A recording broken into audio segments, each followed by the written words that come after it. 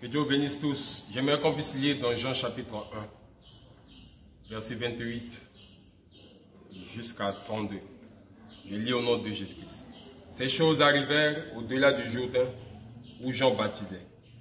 Le lendemain, il voit Jésus venant à lui et il dit: voilà l'agneau de Dieu qui ôte les péchés du monde. C'est de celui-ci que moi, je disais: après moi vient un homme qui prend place avant moi, car il était avant moi. Et pour moi, je ne le connaissais pas. Mais afin qu'il fût manifesté à Israël à cause de cela, je suis venu baptiser d'eau. Et Jean rendit témoignage disant: j'ai vu l'Esprit descendant du ciel comme une colombe, et il demeura sur lui. Et Jean rendit témoignage disant, ça c'est dans votre version, la version d'Abi: j'ai vu l'Esprit descendant du ciel comme une colombe, et il demeura sur lui. Amen. L'Esprit est descendu sous forme d'une colombe et l'Esprit demeura sur lui. Le christianisme a commencé à la Pentecôte. Mais le but de Jésus sur la terre, c'était de venir sauver l'humanité. Parce que le premier Adam avait échoué. Dieu a bien voulu nous envoyer le second et dernier Adam, qui est le Seigneur Jésus-Christ. C'est pour ça que les choses se sont bien passées dans les eaux du Jourdain. Parce que Jean, qui est un très grand prophète, qui a annoncé la première venue de Christ, avait déjà vu ça en vision. La Bible dit que Dieu cache toujours ses secrets et il les révèle à ses serviteurs, les prophètes. Un prophète, c'est la bouche de Dieu. Dieu a l'habitude de se révéler à ses prophètes. Dieu a l'habitude de parler à ses prophètes. C'est de cette manière que Dieu parlait à Moïse. Et Moïse devait venir retransmettre ce que Dieu a dit au peuple de Dieu. L'histoire se répète. Dans chaque âge, Dieu a toujours utilisé une personne pour guider son peuple. Le naturel est le type de ce qui est spirituel. C'est à cause de ça que nous avons un seul président de la République. C'est lui qui gère le pays. C'est à cause de ça que nous avons le père de foyer, secondé de la maman, et puis après les enfants. C'est à cause de ça que pour une église locale, il y a le pasteur. S'il y a un pasteur associé, après c'est le pasteur associé, et puis après les diacres, ainsi que les autres. Dieu ne peut pas travailler avec 5-6 personnes au même moment. Dieu donne les instructions à une personne, et à son tour, il donne aux autres. C'est comme ça. Donc Jean-Baptiste, qui était un prophète de Dieu, avait reçu les instructions de la part du Seigneur. Il avait déjà vu en vision ce qui devait arriver.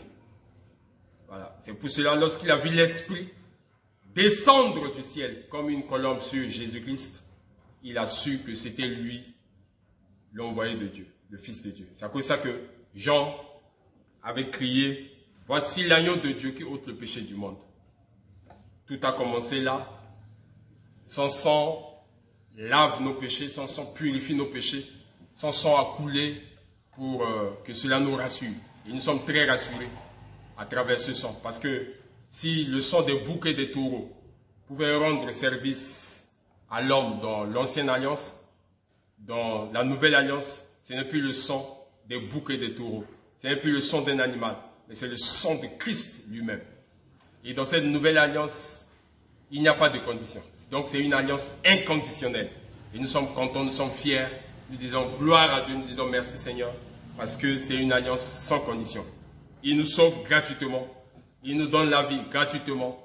Il nous bénit gratuitement. Il nous donne la santé gratuitement. Il nous élève gratuitement. Et il nous a tout donné gratuitement. Tout ce que nous devons faire, c'est de chanter pour lui. C'est de le servir. C'est d'écouter sa parole. C'est de mettre sa parole en pratique. C'est d'attirer les gens à Christ. Parce que nous devons être des véritables panneaux publicitaires. Ces panneaux qui doivent indiquer Christ à ce monde qui se meurt, à ce monde qui vit dans des complications. Nous devons être vraiment une grande lumière pour briller dans l'obscurité de ce monde. Alors, le petit titre que j'aimerais donner à mon exhortation, c'est « Pourquoi nous venons à l'église ?» Il y a beaucoup de personnes qui viennent à l'église, mais ils ne savent pas pourquoi ils viennent à l'église.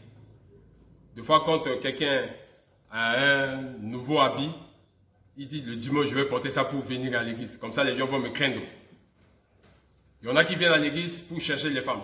Ah, dans l'église là-bas, il y a des belles femmes, je vais aller là-bas pour voir. Il y en a qui viennent à l'église pour chercher les hommes. Dans votre église là-bas, il y a beaucoup de voitures. Il y a des boss, il y a des gens qui travaillent. Donc je vais venir là-bas pour aller séduire les hommes. Il y en a qui viennent à l'église parce qu'ils ont peur de la mort. Il y en a qui viennent à l'église parce qu'ils ont peur de la sorcellerie. Il y en a qui viennent à l'église parce qu'ils n'ont rien à faire. Donc ils viennent pour le plaisir. Il y a une pluralité de raisons qui nous poussent à venir à l'église. Il y en a qui viennent à l'église pour envoûter les hommes de Dieu. Il y en a qui viennent à l'église pour envoûter les frères et les sœurs. Donc chacun vient avec quelque chose dans son cœur. Il y en a aussi qui viennent à l'église pour servir le véritable Dieu et prétendre avoir une vie changée, avoir une vie meilleure. Les démons aussi viennent à l'église. Dieu aussi, il vient à l'église. Mais pourquoi nous venons à l'église? Est-ce que c'est pour le plaisir? Est-ce que c'est parce qu'on a écouté la cloche de l'église sonner et on se dit, voilà, c'est l'heure, on doit venir? Est-ce que c'est un rituel? Non, ce n'est pas un rituel. Venir à l'église a une importance très capitale. Pourquoi? Parce que l'église, c'est un lieu d'éducation. L'église, c'est un lieu d'instruction. L'église, c'est un lieu de transmission de la bonne nouvelle. L'église, c'est un lieu de transmission de la parole. Et lorsque nous écoutons la parole, nous devenons parfaits. Frère Branham dit, dans le message, l'église et sa condition. Il démontre pourquoi on vient à l'église. Peut-être vous allez à l'église, vous ne savez pas pourquoi vous allez à l'église. Mais ce matin, en cette journée solennelle, j'aimerais essayer de parler de pourquoi on vient à l'église. Paragraphe 25. Ce matin, je désire vous parler en parabole, de telle façon que même la personne la plus irreligieuse qui se trouverait ici soit capable de comprendre. Nous venons à l'église pour nous améliorer. Ça, c'est le point 1. Nous venons à l'église pour nous améliorer. Nous ne venons pas à l'église pour rester dans nos manières de penser, dans nos manières de voir les choses, dans nos conceptions bizarres. Mais nous venons à l'église pour nous améliorer. Ça, c'est le but primordial pour nous de venir à l'église. Une amélioration. Seigneur, je veux que tu puisses améliorer ma vie. Je veux que tu puisses améliorer ma condition. Je veux que tu puisses m'aider sur le plan spirituel. C'est ça la priorité. Après, Seigneur, aide-moi sur le plan matériel. Aide-moi sur le plan financier. Aide ma vie, Seigneur. C'est pour nous améliorer. Ce n'est pas pour devenir plus pire. Nous sommes bizarres. Nous vivons des situations compliquées. Nous vivons dans le péché. Nous naviguons même dans le péché. Ça, c'est ce qui se passe dehors. Mais lorsque nous entrons en présence de Dieu, dans l'église, c'est pour devenir meilleur. C'est pour nous améliorer. Point numéro 2. Nous venons à l'église pour faire de nous-mêmes de meilleures personnes. Notez ça très bien. Je viens à l'église pour que je puisse devenir une meilleure personne. Si tu es un homme, tu viens à l'église pour devenir un meilleur homme. Un garçon, un meilleur garçon. Une fille. Une meilleure fille. Un meilleur enfant. Nous venons pour faire de nous-mêmes de meilleures personnes. Point numéro 3. Nous venons à l'église pour devenir de meilleurs chrétiens. Si on peut faire un concours et on dit on veut les meilleurs, des hommes intègres, des hommes qui peuvent bien gérer l'argent, qui peuvent bien gérer les responsabilités. En principe, on devait les trouver à l'église. Mais nous constatons que l'escroquerie est rentrée même au sein des églises. La fausseté est rentrée au sein des églises. L'hypocrisie est rentrée au sein des églises. On ne peut même plus faire confiance à un frère. Tu te dis que bon, avec les païens, ça ne peut pas marcher. Avec un frère, ça va marcher. Mais avec un frère, ça devient encore très chaotique, catastrophique. Toi qui m'écoutes, tu dois changer. Un chrétien, c'est celui-là qui doit faire les choses correctement. Nous venons à l'église pour devenir des meilleurs chrétiens. Ça, c'est le point numéro 3.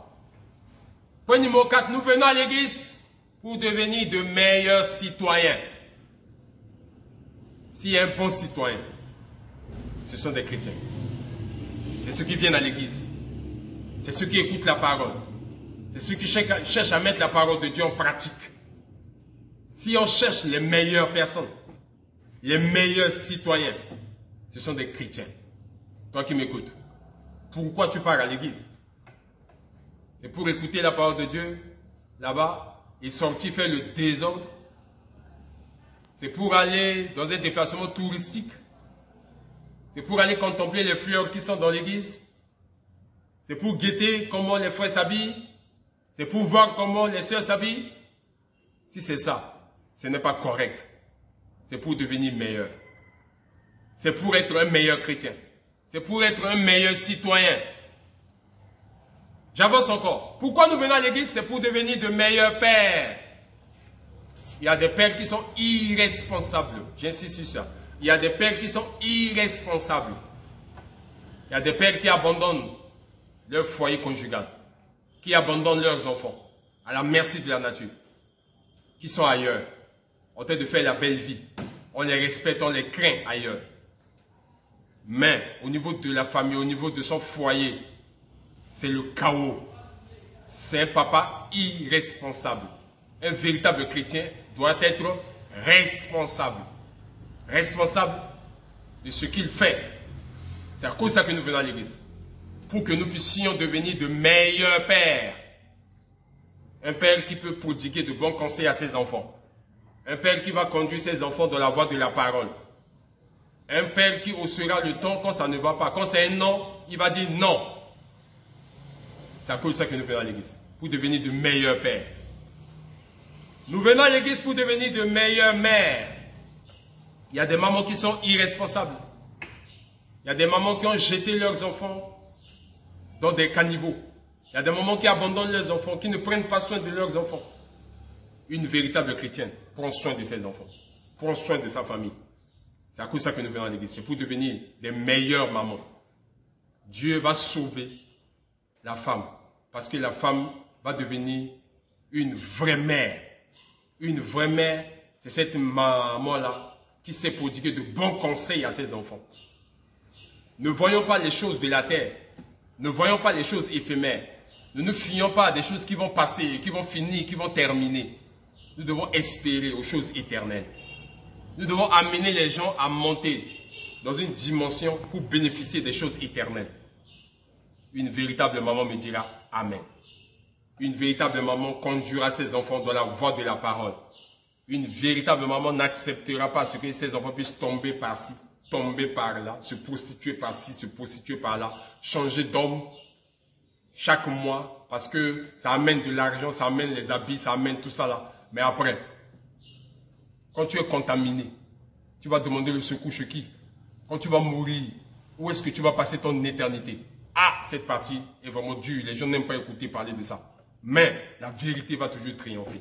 Quelqu'un me dira Amen. Nous venons à l'église pour devenir de meilleurs voisins.